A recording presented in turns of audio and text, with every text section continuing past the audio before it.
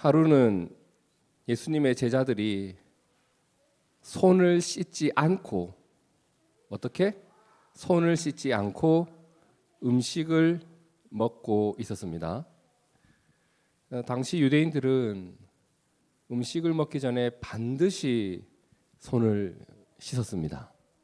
여기에는 최소한 두 가지 이유가 있어요.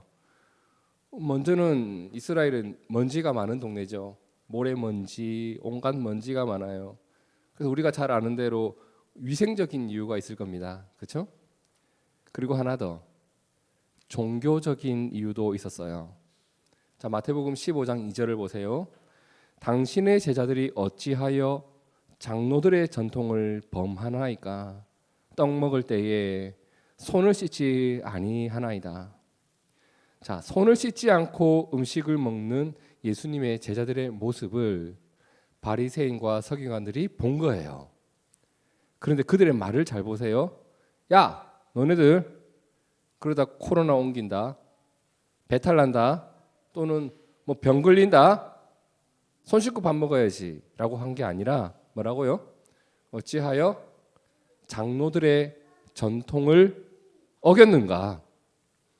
너희는 왜 우리가 지키고 있는 우리 유대교의 전통, 손 씻고 밥 먹기를 어겼는가? 이런 말을 하고 있어요.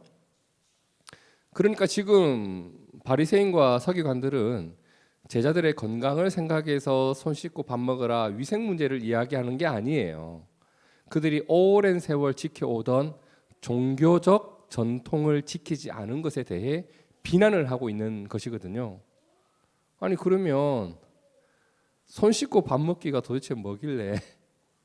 아니 그게 왜 종교적인 일이 될까? 그게 종교적으로 무슨 연관이 되어 있을까? 여러분, 유대인들은요, 율법을 근거로 살아가는 사람들이에요. 그렇죠? 그렇게 율법을 근거로 살아가다 보니까 그들 가운데 부정하게 여기는 동물이 있고 부정하게 여기는 물건이 있고, 아 정말 이건 뭐야? 부정하게 여기는 어떤 상황이 있고 부정하게 여기는 일들이 있단 말이에요. 그래서 어떤 사람이 매를 맞아서 강도들에게 매를 맞아서 죽어가는데도 사람들이 그냥 지나쳐 가잖아요. 왜? 부정한 일이 나한테 옮겨올까 봐. 이제 그런 의식을 가지고 있었다고요. 근데 사람이 살다 보면 나도 모르게 그러한 물건을 만질 수가 있잖아요. 또는 누군가가 부정한 것을 만졌던 손으로 자기의 돈을 만졌는데 그 돈으로 나에게 뭔가를 사갔을 수도 있잖아. 뭐 그런 식으로 해서 나도 부정한 일을 만나게 될 수도 있었단 말이에요. 그래서 혹시 그 부정한 것으로 더럽혀졌을지도 모를 내 손을 깨끗이 씻고 음식을 먹어야 내가 부정하게 되는 일을 막을 수 있다, 피할 수 있다, 이런 생각을 하고 있었던 거예요. 그러니까 뭔가를 먹기 전에 뭐부터 한다? 이 손부터 씻는 거야. 이게 오랜 세월 지켜온 종교적 전통이었고 당시 그들의 당연한 사고 방식이었습니다. 근데 예수님이 제자들이 뭘 하고 있었다? 손을 씻지 않고 막 먹고 있는 거예요. 이때다. 공격해야지. 뭐라고? 당신의 제자들이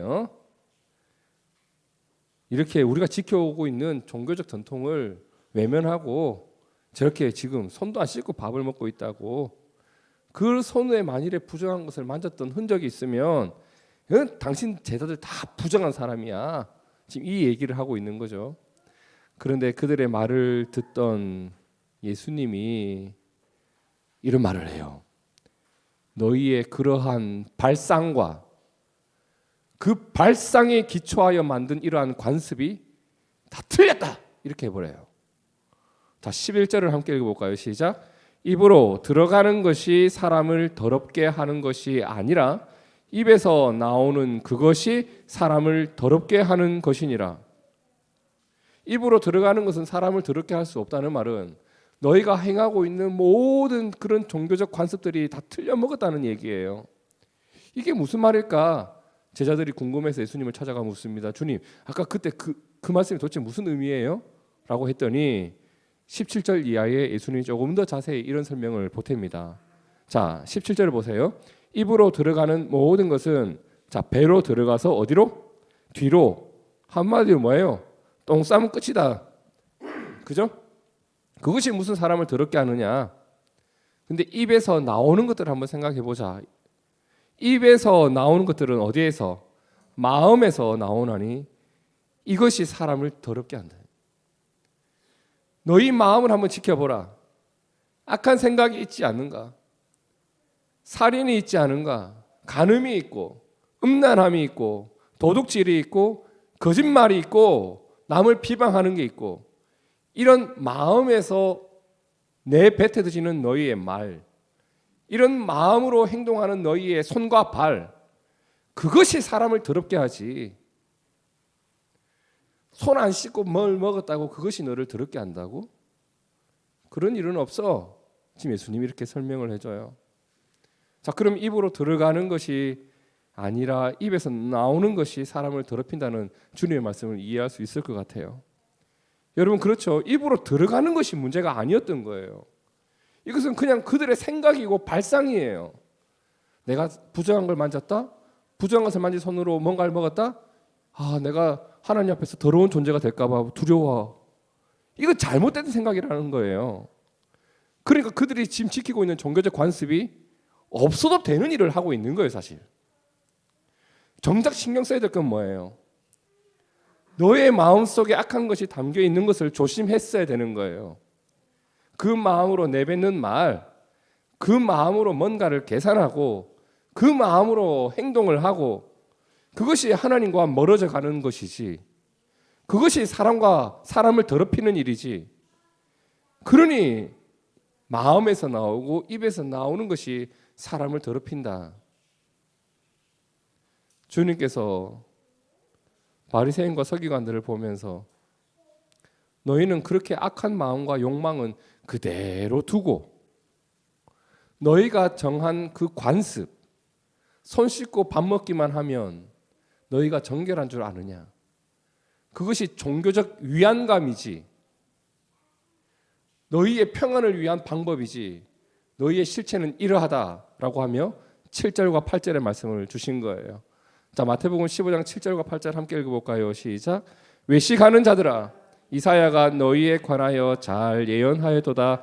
일렀으되 이 백성이 입술로는 나를 공경하되 마음은 내게서 멀도다. 마음이 하나님과 멀어져 있어요.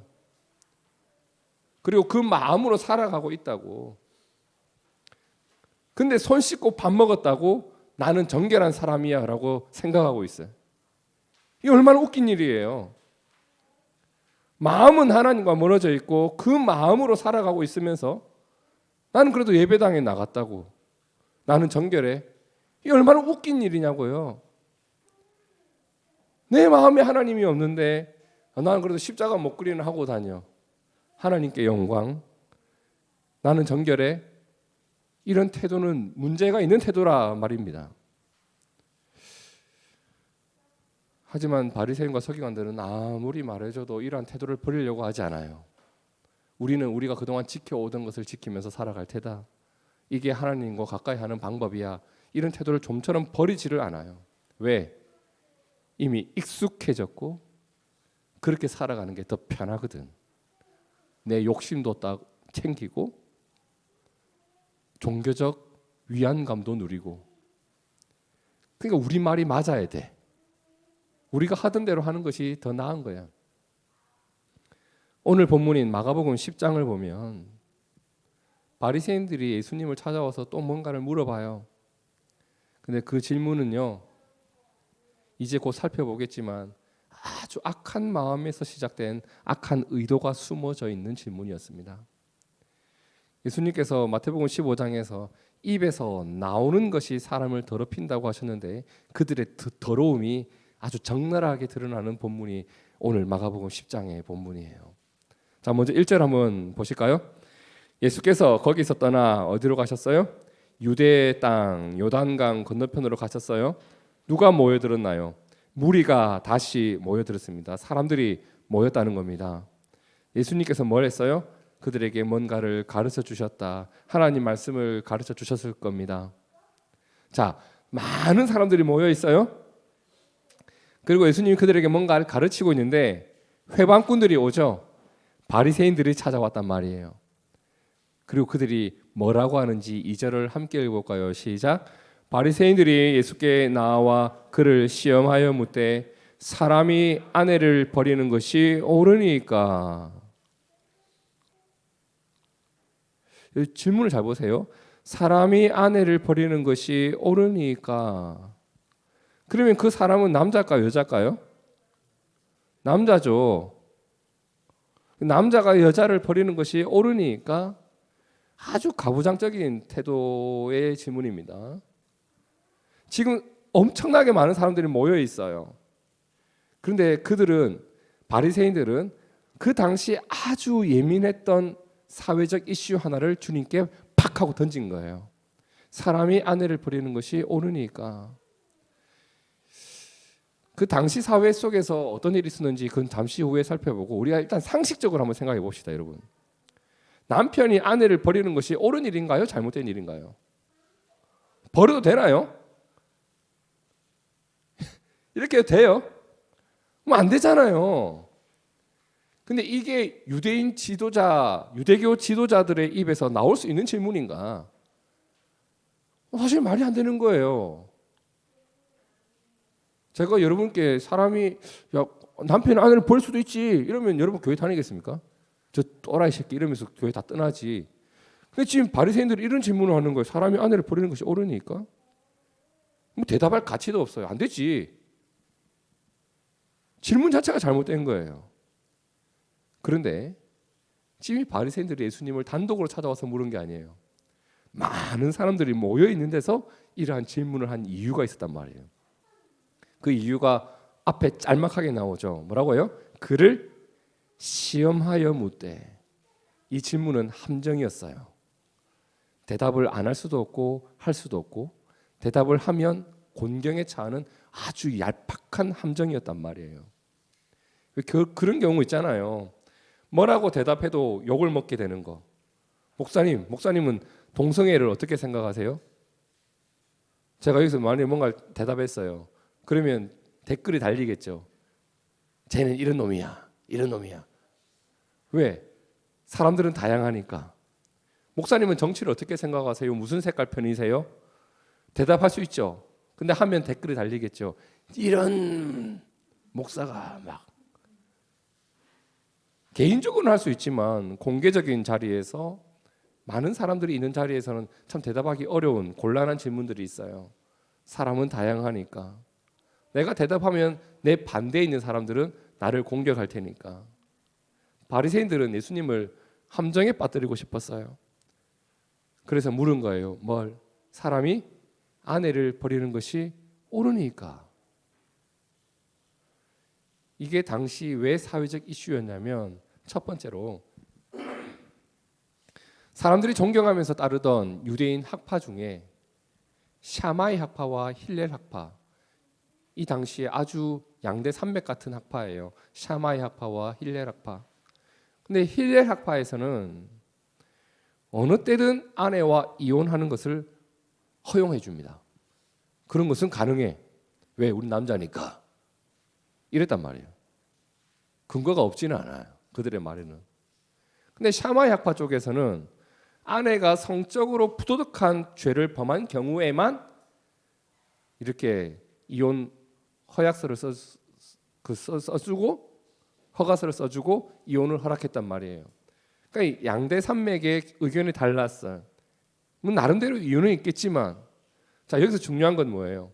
예수님이 뭐라고 대답하든지 간에 당시 존경을 받던 두 학파 중 한쪽을 반대하는 입장에 서게 되는 것이고, 그들을 따르던 사람들은 나에게 이제 반감을 가지겠지. 이걸 노린 거예요. 그리고 당시 사회적 엄청난 이슈가 하나 있었는데 헤롯과 헤로디아의 사건이 있었습니다. 헤롯은 당시에 유대 땅을 다스리던 분봉 왕이었죠.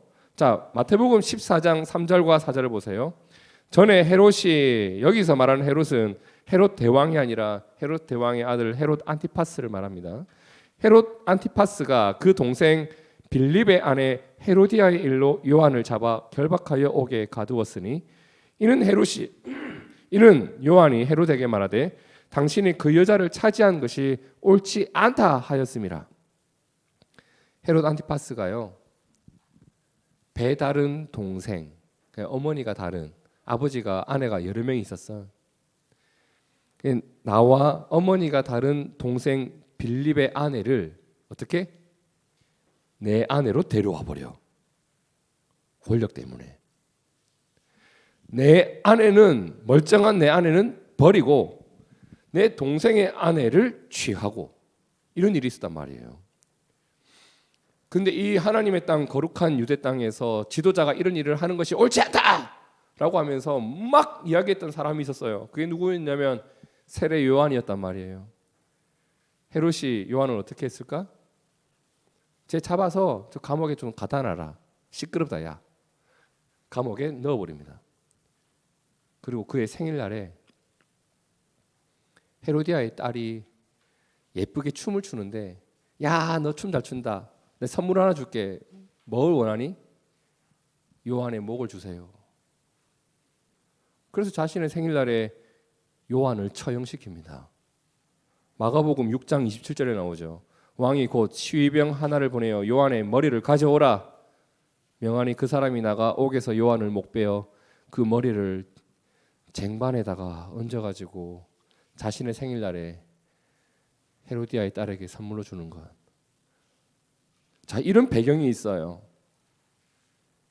헤롯이 남의 아내를 취하였고 자신의 아내를 버리고, 이런 배경 속에서 바리새인들이 예수님한테 묻는 거예요. 사람이 아내를 버리는 것이 옳으니까? 이 일에 대해서 자신의 소견을 발표해서 자신의 주장을 이야기했다가 요한이 죽었어요. 자, 그러면 예수님께서 여기서 대답을 요한과 동일하게 한다면 이제 예수님도 고발할 수 있겠죠. 이런 상황 속에서 주님께 물었던 거예요. 이 사람들이 예수님의 의견이 궁금한 게 아니에요. 예수님을 곤경에 빠뜨리기 위해서 함정을 판 질문이에요. 지금 아주 악한 의도, 악한 마음 보이시나요? 그럼 이제 예수님의 대답이 이어집니다. 뭐라고 하셨을까? 3절 대답하여 이르시되 모세가 어떻게 너희에게 명하였느냐. 저는 여기서 예수님의 지혜를 보게 됩니다. 이 당시 유대인들이 존경하고 따르던 모세, 그죠? 모세가 뭐라고 한 것에 대해서는 토를 안 단다고요. 모세가 어떻게 명하였느냐? 성경에 뭐라고 되어 있니? 이걸 물은 거예요. 예수님이 대답하신 것이 아니라 그들이 대답하게 만들어버려요. 너희 성경을 잘 알지 않냐? 너희는 성경을 따르는 사람들이지. 자, 그 성경에 뭐라고 되어 있니? 바리새인들이 다 대답합니다. 이르되 모세는 어떻게? 이혼 증서를 써주어 버리기를 허락했습니다. 이런 싸가지들. 어떻게 그 말씀을 이렇게 해석할 수 있지? 이 내용은 당시 무분별한 이혼을 허락한 것이 아니라 그냥 아주 특수한 경우, 간음을 했을 경우, 이런 경우에 그냥 허락된 내용이에요. 그렇죠. 이것은 하나님이 이렇게 해도 된다라고 하셨다기보다도, 하나님의 본래의 뜻이었다기보다도 인간의 완악함으로 인해서 간음하고 또 다른 것을 바라보는 그 인간의 죄악 때문에 하나님이 허락해 주신 내용이었단 말이에요. 예수님 일단 그것부터 말해줍니다. 5절에 뭐라고 해요? 예수께서 그들에게 이르시되 너희 마음이 완악함으로 말미암아 이 명령은 기록된 것이다. 하나님의 본래 의도, 하나님의 본래 마음은 뭐예요? 그게 이제 6절에서 9절인 거예요. 함께 읽어볼까요? 시작. 창조 때로부터 사람을 남자와 여자로 지으셨으니 이러므로 사람이 그 부모를 떠나서 그 둘이 한 몸이 될지니라. 이러한즉 이제 둘이 아니요 한 몸이니 그러므로 하나님이 짝지어 주신 것을 사람이 나누지 못할지니라 하시더라. 이게 결혼 속에 담긴 의미예요. 이게 결혼에 담겨 있는 하나님의 본래 마음이죠. 바리새인들은 악한 의도로 예수님께 물었습니다. 아내를 버리는 것이 옳은 일입니까? 근데 예수님은 대답해주고 싶은 거예요. 네가 뭔데 하나님의 뜻을 거부하려고 하느냐? 네가 뭔데 그러한 것을 정하느냐? 하나님이 결혼에 대해서 뭐라고 말씀하셨는지 이미 성경에 기록되어져 있지 않은가? 성경에 뭐라고 기록하고 있는가? 너희의 그 질문에 대해서 하나님은 어떻게 생각하실까? 이것을 돌아보게 하신 거예요. 예수님은 자신의 나는 이렇게 생각해라고 말하지 않았어요. 근데 예수님의 마음도 느껴지고 이 말씀 앞에서 더 이상 아무 할 말이 없죠. 고발할 거리도 없습니다. 고발할 수도 없습니다. 하지만 예수님의 마음은 느껴져요. 그분의 마음 속에는 하나님의 말씀이 담겨 있었죠. 오늘 말씀을 보면서 우리의 마음에 잔잔히 남는 메시지가 하나 있어요. 사람들이 소란스럽게 떠들어대는 일이 있습니다. 이혼은 어떻게 하면 될까? 가능한 일일까? 좋은 일일까? 옳은 일일까? 아니야, 그 나쁜 일이야. 이렇게 사람들이 소란스럽게 떠드는 일들 앞에서 무엇이 옳은가 다투기 전에 하나님은 어떻게 생각하실까? 하나님이 어떻게 말씀하셨지? 이걸 생각해 보면 그분의 뜻만 그 자리에 남게 되는 것 같아요. 오늘 말씀에서 바리새인들은 예수님을 곤경에 빠뜨리기 위해 당시 아주 예민한 문제 하나를 끄집어 올렸습니다. 근데 예수님 말씀처럼 어때요? 그 질문에 대한 답은 이미 성경에 기록되어 있고 하나님의 뜻을 조금만 생각해봐도 알 수 있는 문제였다. 하지만 바리새인들은 악한 마음으로 악한 질문을 던졌지만 예수님께서는 어떻게 해요? 선하신 하나님의 말씀을 돌아보게 했고 선하신 하나님의 뜻을 모든 사람들이 생각을 해보도록 만들어 버렸어요. 예수님의 이 말씀을 바리새인만 들었겠어요? 그 자리에 있는 모든 사람들이 듣고 나의 결혼에 대해서 나와 함께하는 가족에 대해서 나의 아내에 대해서 다시 한번 생각하게 되었을 겁니다. 누군가는 함정에 빠뜨리기 위해 질문했지만 예수님은 그 질문을 통해서 많은 사람을 가르쳤습니다. 성도 여러분, 오늘 우리가 조심해야 될 것이 있죠. 나의 악한 마음을 그대로 품은 채 신앙생활을 하고 성령께서 내 마음을 다스려 주시기를 간구함이 없고 하나님 말씀이 담겨 있지 않으면 이렇게 바리새인처럼 행동할 수 있는 가능성이 열리게 됩니다. 우리가 그들을 닮지 않기를 축복합니다. 그리스도인이 된다는 것은 그리스도의 마음을 품고 그리스도의 뒤를 따라가는 것을 말합니다. 자, 에베소서 3장 17절을 보시겠어요? 믿음으로 말미암아 어떤 일이 그리스도께서 너희 마음에 계시게 하시었고, 그렇죠? 우리가 믿음으로 해야 할 일은 주님이 내 마음속에 자리 잡는 일입니다. 그 가운데 너희가 사랑 가운데에서 뿌리가 박히고 터가 굳어져서 능히 모든 성도와 함께 지식에 넘치는 그리스도의 사랑을 알고 그 너비와 길이와 높이와 깊이가 어떠함을 깨달아 하나님의 모든 충만하신 것으로 너희에게 충만하게 하시기를 구하노라. 우리에게 필요한 일은 그거예요. 그리스도께서 우리 마음속에 들어오시는 일이에요. 그냥 무엇을 하든 그분을 생각하면서 살아가는 거예요. 간단히 말해서. 자, 빌립보서 2장 5절 함께 읽어봅니다. 시작. 너희 안에 이 마음을 품으라. 곧 그리스도 예수의 마음이니. 이 마음으로 그리스도의 뒤를 따라가는 우리가 되길 축복합니다. 이것이 나를 깨끗하게 하는 일이에요. 손 씻고 밥 먹는 것보다, 어떤 종교 활동 많이 하는 것보다, 어떤 관습을 꾸역꾸역 지키는 것보다 이게 나를 깨끗게 하는 일이에요. 그리고 오늘 우리도 너무나 많은 사회적 이슈 속에서 살아가고 있죠. 얼마나 많은 이슈가 있어요. 그러한 일들 속에서 누가 옳니, 누가 틀렸니, 정말 많은 생각을 하면서 살아가고 그것 때문에 사람들의 마음이 쪼개지기도 하고 편이 나뉘기도 하고 사람들은 그런 일로 서로 자기 편을 만들고 마음이 갈라지고 논쟁하고 다툽니다. 근데 이러한 일들 앞에서 오늘 예수님처럼 하나님은 어떻게 생각하실까? 하나님 말씀을 통해서 그 하나님의 마음을 느낄 수 있는 영성이 우리에게 있기를 축복합니다. 하나님의 말씀이 있으면 그 앞에서 우리의 논쟁은 사라져요. 그게 주 안에서 하나가 되는 것 아닐까 하는 생각을 해보게 됩니다. 아무쪼록 여러분의 마음속에 주님께서 계시고 어떠한 일 앞에서도 하나님의 뜻을 생각할 수 있는 우리가 되기를 바라고 축복합니다. 그것이 나를 깨끗하게 할 겁니다. 함께 기도하겠습니다.